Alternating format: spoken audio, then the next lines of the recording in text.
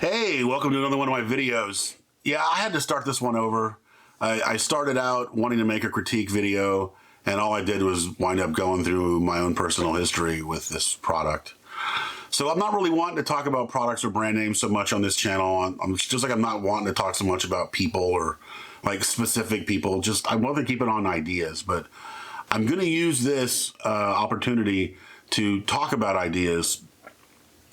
And I am going to use this specific company and their actions as examples. So I want to, my topic today is going to be Magic the Gathering. Now, if you don't know what that is, you may want to just skip this video. Unless you love how charming I am and find anything I say interesting, or you just like the sound of my voice, maybe. This one, I might get a little upset at points here, so you can see a lot of the diversity in my language. Anyway, so Magic the Gathering, it's a card game. They call it a collectible card game or a trading card game. And I had first started playing it in early 1994.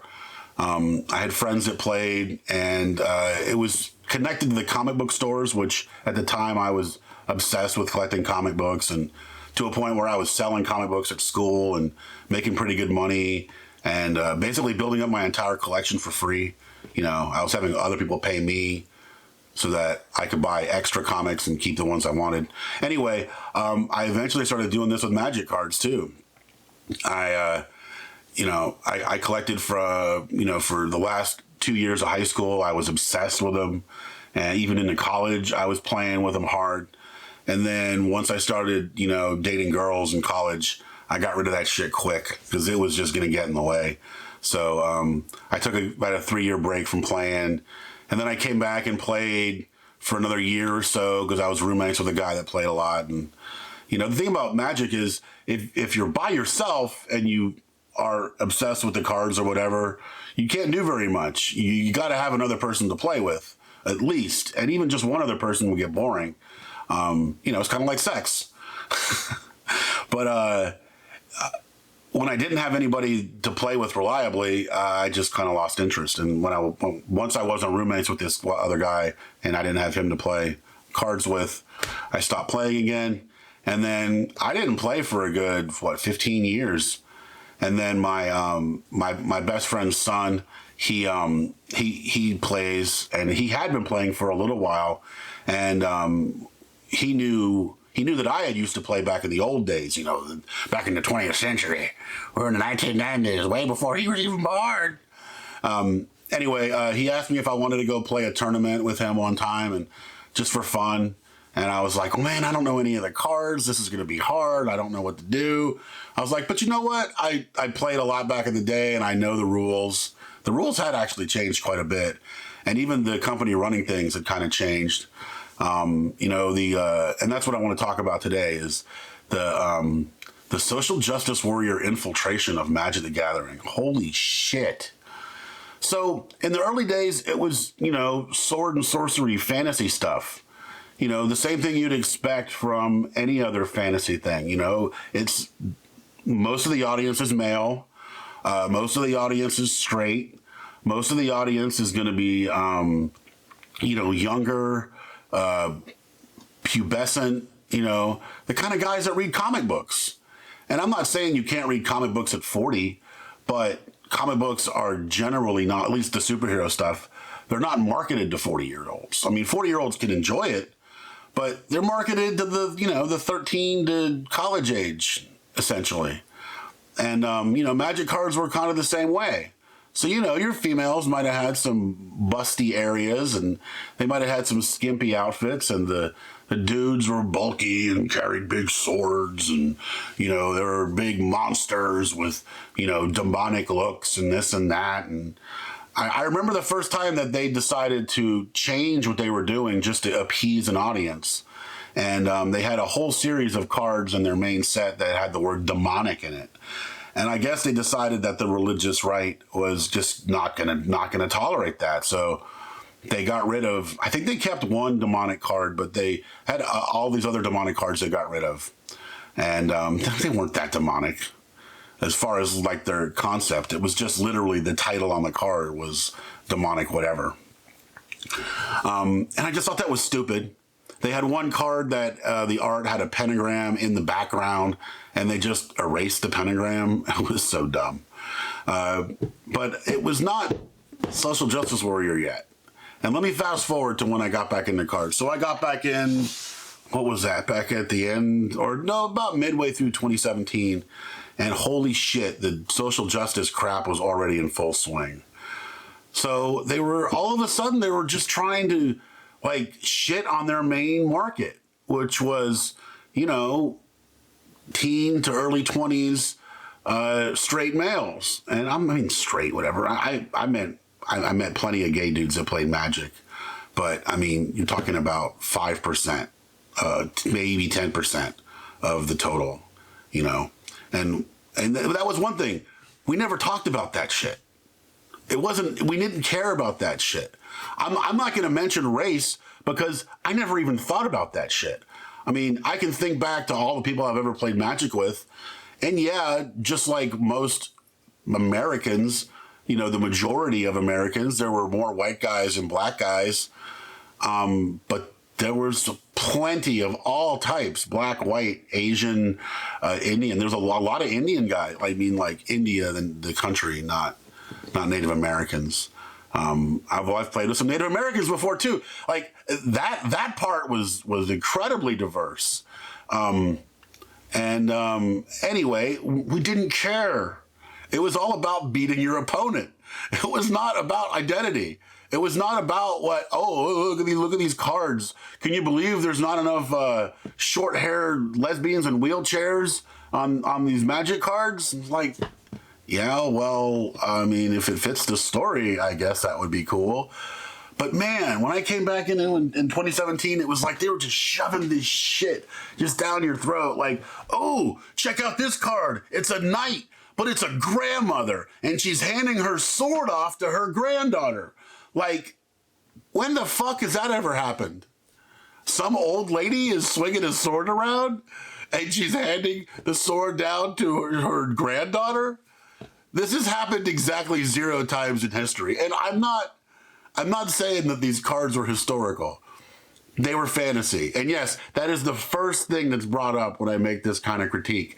That, oh, they're fantasy. You got a problem with fantasy? Maybe this is their fantasy. And I'm like, yeah, granted, I see that. But it's illogical.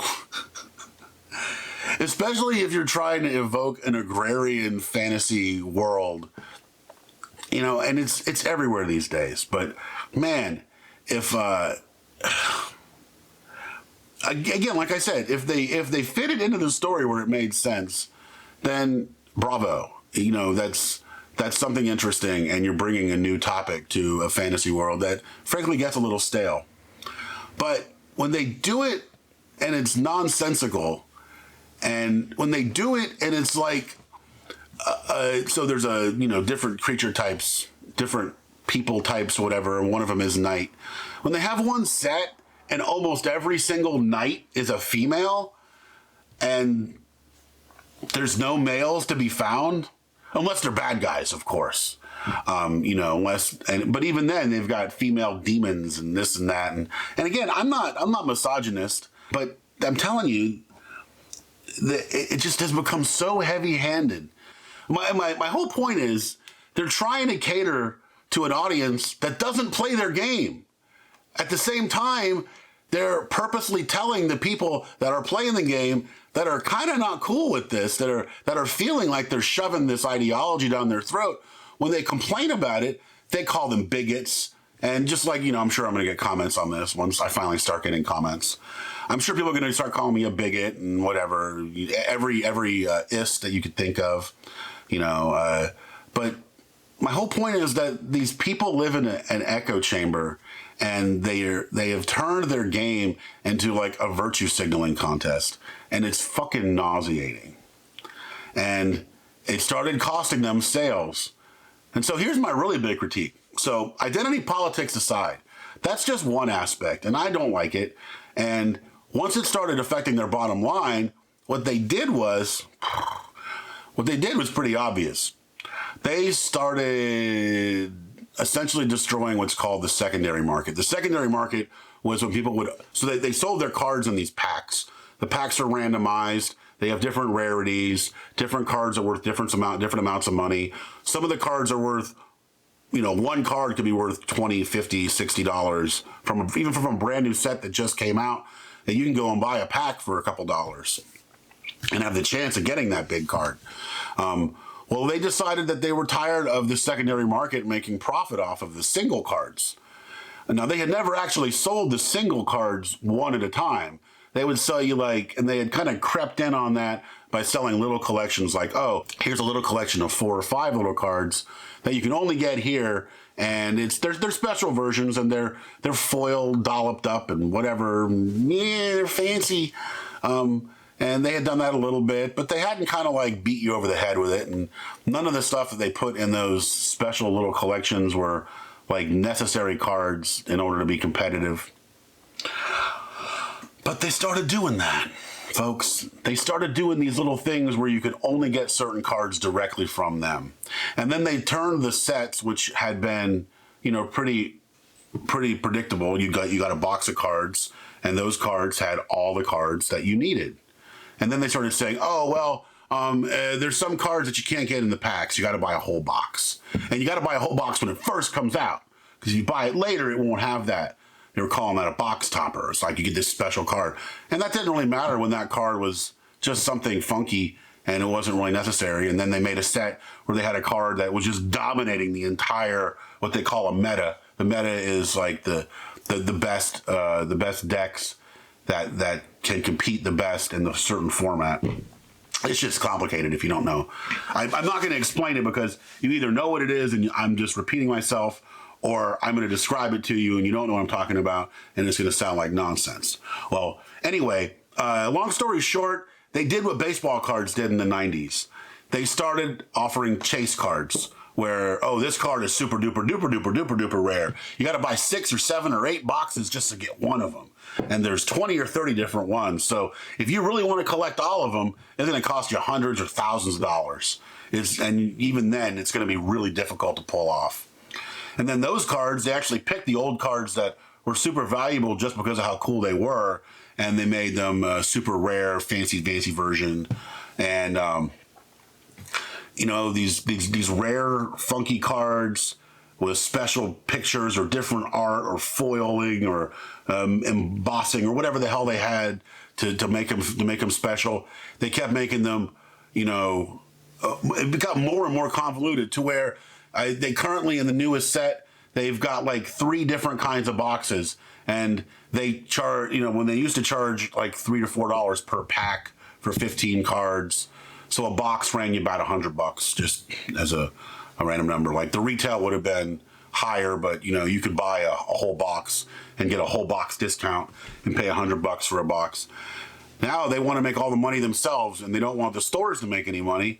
So they have these collector's edition boxes that are $200, $250, and then they've got the collector set boxes and masters this and whatever, and they've got it so convoluted now where these cards will go up before they even come out, and there's 3, 4, 5, 6 different versions of each card. Oh, you're playing with the regular ordinary version? Oh, well, that's nice. You're just some poor little. You can't compete. You don't have the foil full art, masterpiece thingamabobber. And I'm telling you, this is all to kind of balance out the fact that they had gone all social justice warrior, full PC ideology, and it had hurt their bottom line. And now they're desperate. They're competing super hard to try to get people to come back. And on top of that, the cards that they're putting in these sets are broken. Broken is how people refer to cards that are too powerful for a single card. They'll do too much. They're too unbalanced in that they swing a game just with one card, and that sometimes if you combine one card with another card, it creates a combo, and sometimes those combos are just unbeatable, to where you're essentially playing against someone that if they get 1 or 2 cards in their opening hand, they're likely to beat you no matter what you're doing. And it becomes like a game of solitaire. And it's just not fun. See, that's the whole thing. This game, whether you're collecting the cards or playing the game or whatever, it's supposed to be fun. They have absolutely destroyed the fun. It's not fun. And I stopped buying the paper cards a couple years ago. They've got a online version which isn't as terrible, mostly because you can actually just play and play and play and play and get free cards and keep playing. And the idea being that the people you're playing against, I mean, someone's got to buy cards. So if you want, you can just obsessively play and not have to give them any money. And that's what I had been doing for a while. But honestly, the reason I'm making this video is because I'm quitting, y'all. I don't want to play Magic anymore. I don't want to play it online. I don't want to play it on paper. I'm going to try to sell and or give away my whole collection. And I'm just going to kiss it goodbye. I'm not going to watch people play online. I had been doing that a bit too, which is fun. It's kind of like sports. And since football has destroyed itself and baseball is boring now, and I don't really like the other sports anyway. This watching online internet Magic had kind of become a little bit of a sport, but I'm not going to do that either. It's also fucking boring, and it's just not fun. It's not fun. They've sucked the fun out of it. Much like the fun had been sucked out of comic books, much like fun had been sucked out of movies. It's just like one in sports. Oh my God, fun just sucked right out of sports. I don't know what's left. I mean, what's left that's fun that hasn't been absolutely destroyed by greed, by ideology, by all this shit. Ugh. Okay, well, I hope you nerds enjoyed this. Just my random convoluted rant about Magic the Gathering. And I wish I could have been a little more specific about things. And I'm just kind of like, I don't have any notes here. I'm just really just riffing off the top of my head. But I hope you liked it. And I hope you'll check in for another one of these videos. Because I'm trying to come up with a new topic every day, and sometimes it's a little bit hard. Maybe you could suggest some topics that you want to hear me talk about. Put the comments in, like, subscribe, do all that good whatever. I'm not putting ads on these videos yet. I might do that. I don't know. I don't really want to support YouTube. And I'm sure these videos will find their way to a new platform soon, because YouTube is asshole. All right. I love you, and I mean it. And until next time.